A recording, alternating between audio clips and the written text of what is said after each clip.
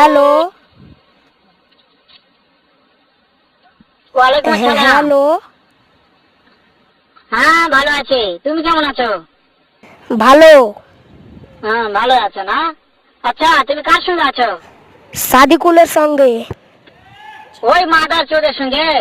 ওই মাদার চোর তো এতই হারামজাদা, ওই শুয়োর বাচ্চা, ওদের লোটের বাচ্চা, ওই সাহচুদি বেটা মাগিল লিসা, এতই মাগিল লিসা। ওই হারামজাদের আমি সামনে পাইলে একটা এমন একটা চটকানি মারবো, শালা মাদার চোদ। তুমি বলছো শুনছো? মাথা চুদ ওই জায়গায় আছে নাকি? ও আমার কথা সব শুনতেছে।